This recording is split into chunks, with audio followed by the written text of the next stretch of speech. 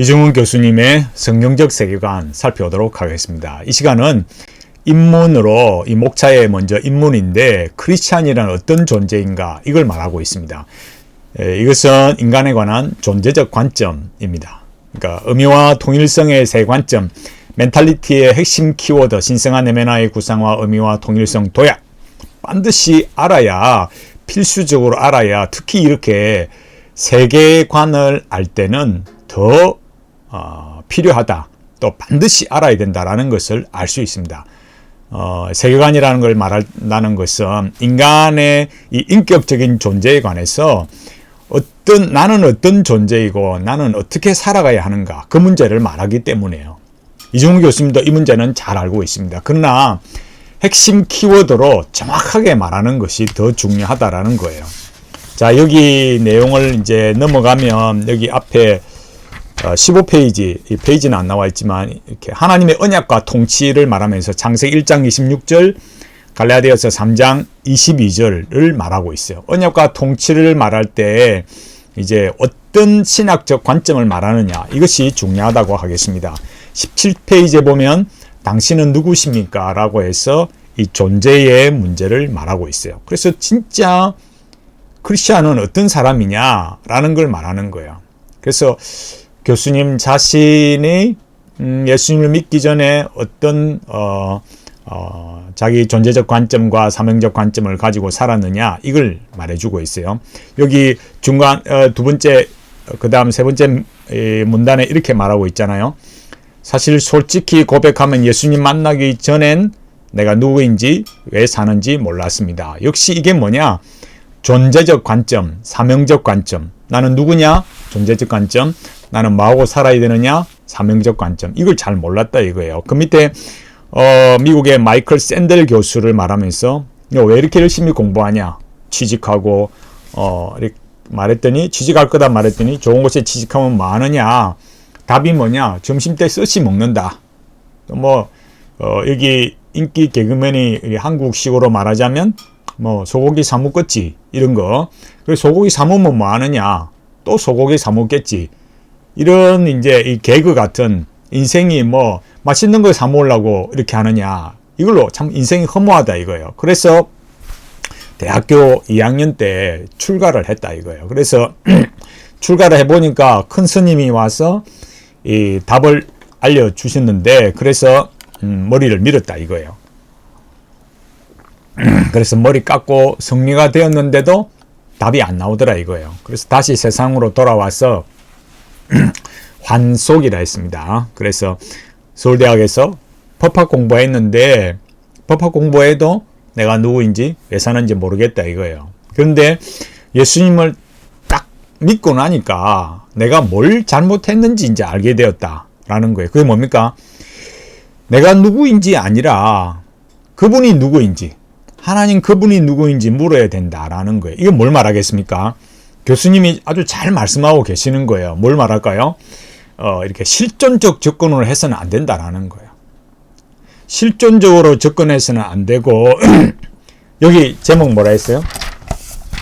하나님의 언약과 통치했잖아요. 하나님 그분을 중심으로, 사르트르가 말하는 것처럼 실존이 본질을 앞선다 했듯이 실존으로 가서는 안 되고 본질로부터 시작해야 된다. 하나님으로부터 시작된다. 이걸 말하는 거예요. 그래서 칼빈의 이 기독교학령 1권에서도 뭘 말한다고요? 하나님을 알아야 자신에 대해서도 알 수 있다라는 거예요. 이게 뭐냐? 관계 속의 존재의 지지를 받는 걸 말해요. 그러니까 실존적 관점에서 가지고 있었던 이정훈 교수님의 그 세계관의 변화가 일어난 거죠. 뭐 할 때요? 예수님을 믿을 때. 그래서 여기 전인격적으로 압도할 때 뭘 어떻게 방법이 없다, 두려워 떨면서 결국 본인이 예수님을 믿게 되었다라는 것을 이렇게 쭉 고백해서 말하고 있어요. 여기 보면 도대체 누가 죽으신 건가? 나 대신 도대체 누가 죽으신 거야? 그가 죽으셨구나. 예수님이 누구신지가 완전히 은혜로 제 온 존재를 강타하는 거죠. 저를 만드신 창조주이신 당신이 왜 쓰레기 같은 죄인인 저를 위해 죽으셨습니까? 그분의 사랑과 그 저항할 수 없는 은혜에 제 마음이 너무 아픈 거예요. 그때 제가 보이 잡고 있던 저의 더러운 인격과 자신만을 위해 살았던 자아가 하나님 앞에 무너졌습니다. 죽을 수밖에 없던 죄인은 이제 오직 은혜로 새로운 피조물로 거듭나게 된 거죠. 이렇게 예수 그리스도를 믿게 된 이정훈 교수님의 이 회심을 말하고 있어요. 얼마나 참 은혜스러운 변화입니까? 근데 우리 이런 걸 잘 알아야 되는 거죠. 그럼 왜 그렇게 이정훈 교수님의 존재를 강타했을까요? 여기 뭘 말합니까? 참된 크리스찬은 누구인가? 진짜 크리스찬은 어떤 사람인가? 17페이지 말하잖아요. 당신은 누구인가? 존재의 문제. 그러니까 큰 스님이 가르쳐줘도 안 되고 모르더라. 법학을 해도 모르더라.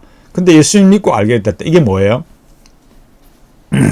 인간 존재의 변화는 수양으로 안 된다라는 거예요.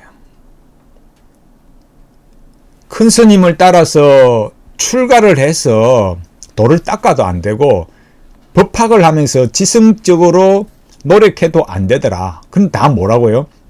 수양. 수양론으로는 인간의 존재적 변화가 없다. 그럼 뭘로? 하나님의 은혜로. 하나님 그분이 나를 전적으로 변화시켜 주셔야 된다. 자유의지 이런 거 없다 이거예요. 이게 이정훈 교수님을 정확한 참된 회심으로 이끌었던 거죠. 교수님 보고 회심을 안 했다 이런 소리 막 하면 안 됩니다. 그래 뭐 우리가 비판을 해도 비판할 거는 똑바로 말하고 배울 건 배워야 되는 거예요. 내가 생각하는 어떤 믿음의 가치 또 어떤 기준에 안 맞다고 해서 다른 사람을 보고 당신 회심 안 했네 이렇게 말해서는 안 돼요. 우리 서로 약간의 어떤 영적인 성숙의 차이가 있고 또 약간의 뭐 자기 지식의 어떤 관점이 조금 차이 날 수 있어요. 그렇다고 해서 교수님 보고 교수님 회심도 안 했네요 이런 소리를 하면 안 됩니다. 그건 아주 정말 그 본인의 그리스도를 믿는 믿음 자체를 부정하는 게 되잖아요. 그렇게 해서는 안 됩니다. 이렇게 분명히 교수님께서는 이렇게 돌을 닦아도 안 되고 공부를 해도 안 되고 정말 하나님 그분께서 이렇게 변화시켜 주신 중요한 내용을 말씀하고 있어요. 그러니까 제가 여기 말씀드렸듯이 중요한 건 뭐라고요? 수양론이 아니다라는 거예요. 이게 말할 때 하나님의 터치라고 표현한 것을 갈로에서 성령님의 감동과 역사가 없으면 이게 불가하다. 분명히 말하고 있잖아요. 그래서 여기 20페이지 밑에 뭐라 합니까? 이처럼 하나님이 누구신지 알면 내가 누군지 왜 살아야 하는지 어떻게 살아야 하는지 내 삶이 그분 앞에 새로워지는 거예요. 라고 아주 이렇게 잘 말씀하신 거예요. 하나님이 누구신지 아는 거 관계적 관점. 내가 누구인지 아는 거 존재적 관점. 왜 살아야 하는지 어떻게 살아야 하는지는 뭐예요? 사명적 관점. 이렇게 관계, 존재, 사명. 이게 확실하게 뭐 함으로써요? 거듭남으로써 그렇게 됐던 거예요. 자, 그 다음에 뭡니까? 21페이지에 이제 제가 말씀드리려고 하는 게 뭐냐면은 아브라함 카이프의 칼빈주의 강연에 대한 거예요. 자, 여기에서는 우리가 좀 살펴볼 수 있는데, 먼저 우리가 알아야 될 건 제가 소기름 문답, 제가 쓴 책, 소기름 문답에서도 말했지만, 이 아브라함 카이프만 말하면 안 돼요. 그게 무슨 말이냐면은 그 시대의 멘탈리티를 반영해 주는 사람 중에 한 사람이 아브라함 카이프이고 또 한 사람은 뭐냐? 키르케고르예요. 이 부분을 거의 대부분 말해주지 않습니다. 이걸 반드시 알아야 돼요. 그러니까 그 시대의 멘탈리티가 이 아브라함 카이프가 중요하게 말하는 부분도 있지만 키르케고르가 말하는 그런 기독교 실존주의 관점, 말만 앞에 기독교라는 거 붙인 거지 이 기독교 신앙이 쉽게 말해서 변질되기 시작한 거예요. 우리가 이런 점들을 하나씩 배워가야 됩니다. 자, 그 다음에 그 키르케고르에 관해서는 제 유튜브에 보면 키르케고르와 이삭 번제라고 있으니까 한번 꼭 들어보십시오. 잘 이해가 되실 거예요. 여기 리차드 마우 박사를 말하면서 카이프에 대해서 이렇게 말하고 있습니다. 참고로 이 리처드 마우도 관상기도가예요. 관상기도를 옹호하는 사람입니다. 우리가 이런 그 뭐라 그럴까요? 이 신앙에 있어서 현대 영성이 흘러가는 그 흐름을 보면 이 얼마나 참 위험한가 이런 걸 알 수가 있어요. 그러니까 여기 제가 앞서 칼바르트 이야기도 했듯이 리처드 마우 어떤 인물을 말할 때 그 사람의 이 영성, 신학, 하나님에 대한 개념 이런 것들을 정확하게 알아야 됩니다. 그래서 리처드 마우 박사도 그런 관상기도가이다라는 걸 이렇게 반드시 알고 있어야 되겠습니다. 그러니까 마오 박사가 말하는 건 뭘까요? 이게 기독교 신앙이라는 게 말이야. 내세지향적이니까 이 세상의 일을 개선하려고 하지 않는다라는 거예요. 그랬는데 딱 이 리처드 마오를 정신이 번쩍 들게 하는 게 세팅을 시킨 게 뭐냐? 아브라함 카이프의 칼빈주의 강연을 듣고 탁 깨졌다 이거예요. 그래서 이 카이프의 칼빈주의 강연은 이정훈 교수님께서 강의하고 나신 다음에 번역이 많이 됐고 책도 많이 팔렸어요. 저도 사고 많이 그래 했죠. 여기 이 어거스틴을 말하면서 어거스틴도 그런 내용을 가지고 있었다. 고백록에서. 그래서 당신을 향해서 살도록 창조하셨기 때문에 우리 마음이 당신 안에서 안식할 때까지는 편안하지 않습니다. 여기 말에도 나오듯이 역시 살도록 창조되었다. 그러니까 이런 관점들이 카이프나 어거스틴 이런 데 있다라는 거예요. 그래서 카이프를 소개하면서 여기 24페이지 보면 이 자유주의 신학이 결국 그렇게 흘러가니까 이 뭐라 그럽니까? 이 카이프가 이렇게 자기도 그런 자유주의 신학에 약간 물들어 있었는데 복음주의자로 변화가 되었다. 이걸 말하는 거예요. 여기 24페이지에 나오는데 여기 보면 알리스트 맥그라스를 말하고 있어요. 알리스트 맥그라스를 말하는데 여기 자유주의 신학이 뭐냐를 이렇게 말하지만은 여기 우리가 참고로 알아야 될 게 뭐냐면은 알리스트 맥그라스도 그런 민중 신학적인 그런 칼라를 가지고 있어요. 제가 여기 하나의 자료를 좀 읽어드리면 그 민중 신학이라는 게 도대체 뭐야? 라고 할 때 이영진 교수님께서 이렇게 페이스북에 아주 잘 이야기를 해놨어요. 그래서 그 초록은 동색이라는 말을 하면서 해방신학이나 사회주의 또 공산주의 이런 게 다 그 말이다 이거예요. 그러니까 그 해방신학이 공산주의 사회주의 신학을 표방할 수 이렇게 없는 자들이 우회하기 위해서 만들어낸 변종이론. 다시 읽어드리면 이 공산 사회주의 신학을 표방할 수 없는 자들이 우회하기 위해서 지어낸 변종이론이라 할 수 있다. 그게 뭐냐? 해방신학이다 이거예요. 개신교처럼 대놓고 빨갱이 신학이 고개를 못 든 건 카톨릭이 의외로 보수적이라 유물론의 적대적 입장이 투철했던 까닭이다. 이렇게 말했어요. 그러면서 이 변종 유물 이론이 카톨릭의 반유물론 전통을 깬 키워드가 바로 프락시스, 실천이다 이거예요. 그러면서 이제 이런 문제를 쉽게 말해서 해방신하고 같은 사람들, 소브리노, 보니노, 구티에레즈 이런 사람을 말하면서 심지어 누구냐? 알리스트 맥그라스까지 이렇게 말했다 이거예요. 뭐라고 말했느냐? 하나님을 진실로 아는 것은 무관심하거나 초연한 것이 아니라 가난한 자들의 대의 명분에 참여함으로써 그리고 참여를 통해 발생한다. 참여가 지식의 장애가 된다는 계몽주의 견해를 근원적으로 반대한다. 이렇게 말했어요. 아주 중요한 거죠. 우리가 알고 있는 그런 알리스트 맥그라스에 대한 그런 환상을 탁 깨버리게 하는 말이에요. 그러니까 참고적으로 우리가 이런 부분도 알아야 된다라는 거예요. 그러니까 알리스트 맥그라스, 제가 지금 말씀드린 것은 이정훈 교수님의 2월 12일자 페이스북에서 인용한 겁니다. 출처를 제가 밝히고 말씀드리겠어요. 제가 이런 이야기를 드리는 이유는 뭐라고 했습니까? 앞에서 칼바르트도 마찬가지지만은 한 사람의 그 신학적 내용 더 중요하고, 그리고 그 사람들이 정치적으로 어떻게 말하느냐, 정치적 성향이 어떻게 나타나느냐.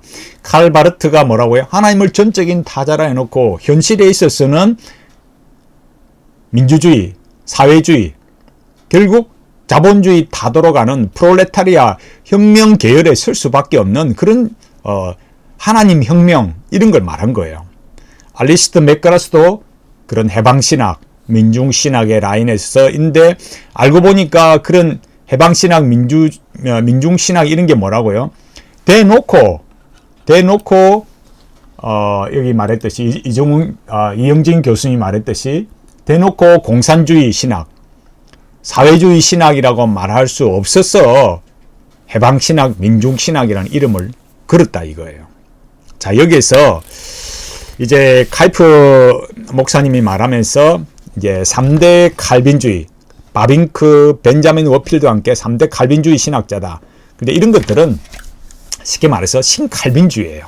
그러니까 신칼빈주의, 여기 말하는 거는 여기 26페이지부터 나오지만은 그리스도께서 내 삶을 통치하는가, 이걸 말하고 있잖아요. 그 위에 보면 뭐가 있느냐, 이런 유물론과 합리주의 열풍이 이렇게 자유주의 신학이 돼가지고 대세가 되어서 성경의 권위 모호성을 인정하지 않으니까 뭐했어? 그래서 카이프가 정부의 간섭을 받지 않는 자유대학교를, 화란에 자유대학을 설립했어요. 근데 지금 우리 시대의 한국교회도 이런 방향에서 대학과 교회의 개혁이 절실합니다, 이렇게 말했어요. 맞아요. 정말 그런 어떤 카이프의 열망은 정말 좋아요. 그러면 현실은 어떻게 됐을까요?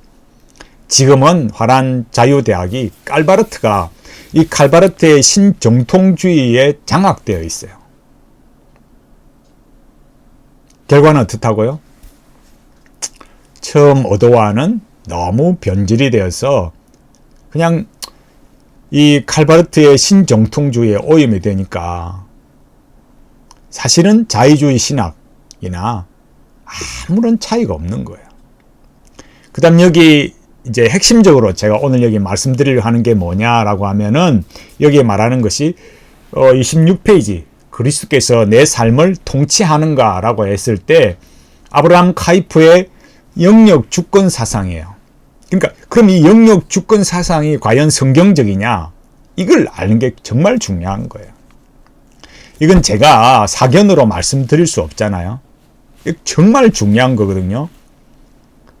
여기 이정훈 교수님이 고민하는 거, 그러니까 영역 주권이 왜 중요하냐라고 할 때, 나는 누구인가? 나는 왜 사는가? 나는 어떻게 살아야 하는가? 이 나에 대한 존재적 관점, 사명적 관점, 그러니까 내가 누구인지 알았다, 내가 예수님을 믿었다면 어떻게 살아야 되는가? 라고 했을 때 이 문제에 대한 답으로 누구를 말할 수 있느냐, 그 신학을 누구로 가져오느냐 할 때 아브라함 카이프를 가져온다 이거야. 그 아브라함 카이프를 가져올 때 그럼 아브라함 카이프의 신학이 뭐야? 라고 했을 때 뭐예요? 영역 주권 사상이 되고요. 영역 주권 사상, 요게 27페이지에 이렇게 말했어요. 사회적, 정치적, 경제적인 삶의 모든 영역을 다스리시는 예수 그리스도의 최고의 주권을 내 삶으로 그대로 받아들여야 합니다. 이렇게 말했어요. 인용구가 있고, 카이프의 말이 있고, 교수님이 그렇게 정의를 내렸어요. 이것은 그리스도께서 나의 왕 되심, 주 되심을 인정하고 내 삶의 모든 영역에서 그분의 통치를 받아들이는 것입니다. 이렇게 말했어요. 교수님의 이 말은 이 언약의 관점, 구원과 언약의 관점에서 삶을 살아내는 이 관점에서 보면 정말 우리가 반드시 어떤 지켜야 하는 성도의 삶의 하나의 규범이라고 할 수 있어요. 그러나 여기 말했던 것처럼 그 다음에 이제 나오는 거 28페이지, 카이프가 1880년에 암스테르담 새교회 이 자유대학 개교 연설에서 선포한 내용인데, 그게 뭐냐 이거예요. 우리 인간 삶의 모든 영역에서 만유의 주제이신 그리스도께서 나의 것이다라고 외치지 않는 영역은 한치도 없습니다. 라고 말했다라는 거예요. 중요한 건 뭐겠습니까? 이것이 과연 성경적 근거가 있느냐, 이게 중요한 거예요. 자, 제가 이런 부분을 근거 있게 말해야 된다고 했잖아요. 그러니까 우리가 분명하게 우리 이 신앙의 내용을 알아가야 되는데 여기 이 책 네오 칼비니즘 앤 크리스찬 시오파니에서 프란츠 폰 바드, 에이브럼 카이프, 헤르만 도예베르트 이렇게 쭉 나오는데 이 책 이 글렌 프린천이라는 이 사람이 쓴 이 책인데 여기 이 내용에 이 뭐 어떤 중요한 내용이 있냐면 이 프리첸이 뭐라고 말했냐면은 이 신칼빈주의와 기독교 신지학이에요. 제목이. 그래서 여기 말했듯이 프란츠 폰 바드, 아브라함 카이퍼, 헤르만 도이 베르트를 말하면서 결론적으로 이 프리천이 말하고 있는 것이 뭐냐면은 아브라함 칼프의 신칼빈주의의 이 핵심은 칼빈에게서 온 게 아니다라는 거예요. 칼빈에게서 온 것도 아니고 개혁주의를 근거로 하고 있지도 않다. 그럼 어디서 왔느냐라고 할 때 그 원천은 로만 카톨릭 철학자인 이 프란츠 폰 바드 1765년에서 1841년인데 이 기독교 신지학에서 왔다 이거예요.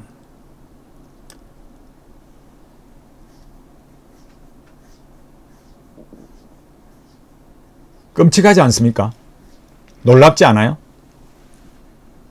그러니까 여기 이 책 제목처럼 네오 칼비니즘 앤 크리스찬 시알러지 해놨는데 이 크리스찬 이 테오파니 시알러지가 아니고 크리스찬 테오파니 해놨는데 테오소파니 해놨는데 이 기독교 신지학에서 왔다 이거예요.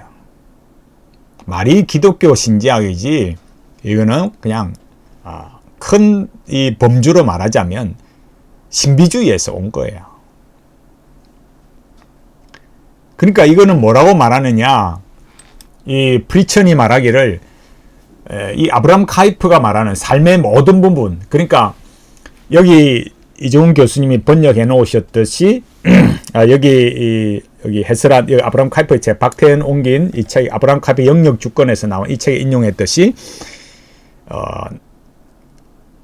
그리스도께서 나의 것이다 외치지 않는 영역은 한치도 없다라는 이 말이 그죠?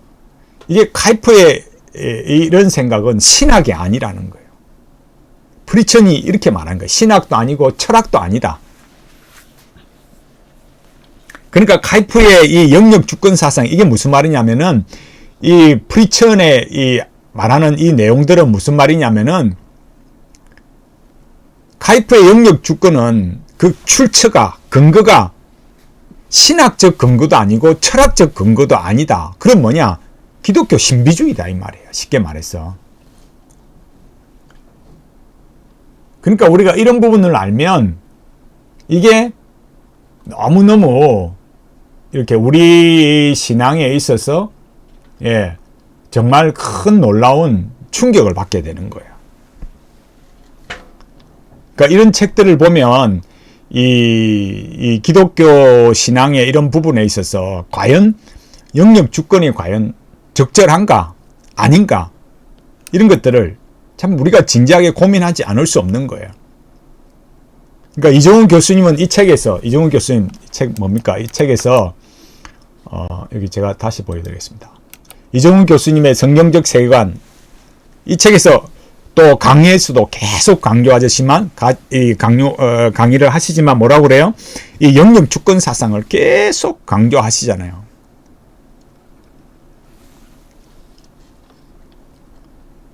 그러나 이 빌천이 말하듯이 이 카이프의 영역 주권 사상은 프란츠 폰 바드에게서 나왔고 그것이 기독교 신지학, 그것도 뭐예요?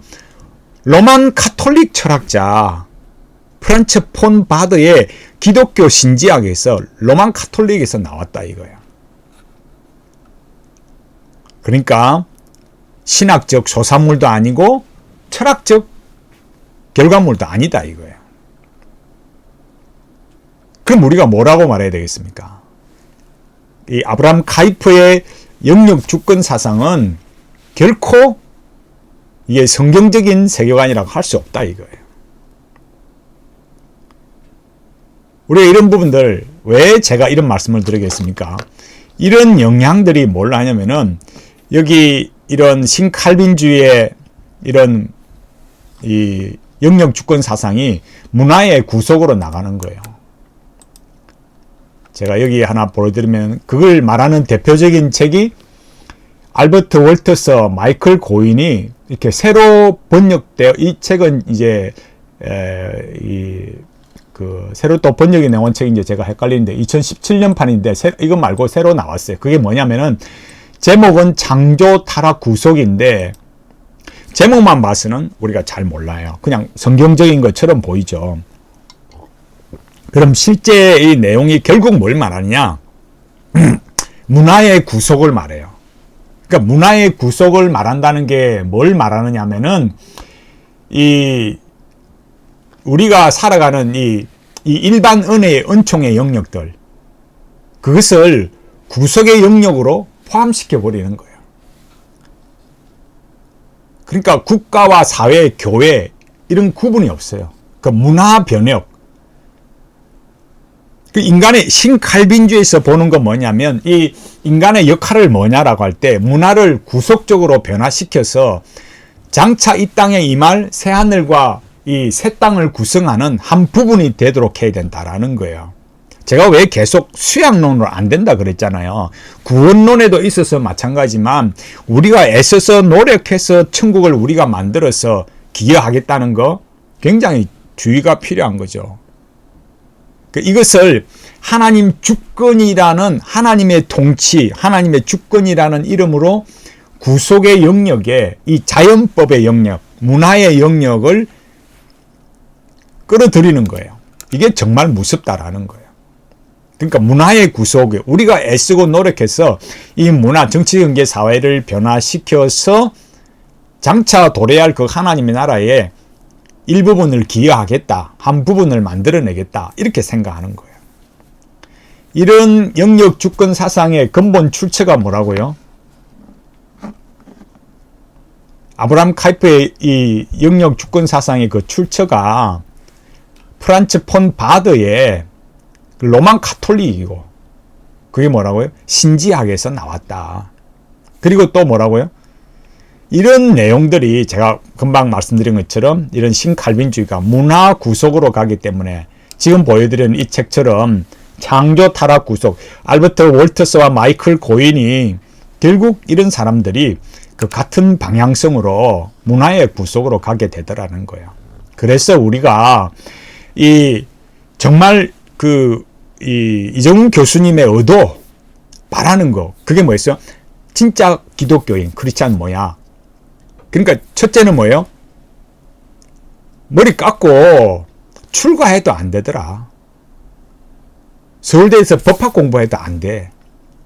그래서 예수 믿고 회심을 하고 보니까 야 하나님을 먼저 알아야 되더라. 내 기준으로 실존적으로 이 존재의 변화 이런 건 안 되더라요. 얼마나 좋아요. 정말 회심이 된 거죠. 그럼 그 다음 그 존재적 관점이 해결되고 그 다음 뭐예요? 그럼 어떻게 살아야 돼? 라고 할 때 그 살아야 되는 관점을 아브라함 카이프로부터 가져와서 영역 주권 사상을 말한다 이거예요. 문제는 뭐라고요?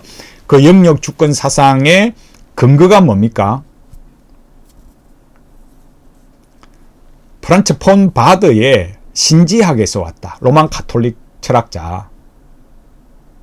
그래서 우리가 이런 것들을 굉장히 면밀하게 살펴봐야 된다는 거예요. 그럼 우리는 뭡니까? 그럼 우리는 어떻게 살아야 됩니까? 우리는 예수 그리스도의 구원과 언약 안에서 이 언약의 트랙을 달려야 돼요. 구원과 언약 안에서 의미와 통일성을 부여받고 이 언약의 트랙을 달려가야 되는 겁니다. 반드시 그래서 멘탈리티의 핵심 키워드를 알아야 됩니다. 이정훈 교수님의 그 의도, 마음은 제가 충분히 높이 사고 또 알고 그런 귀하다고 생각합니다. 그러나 우리가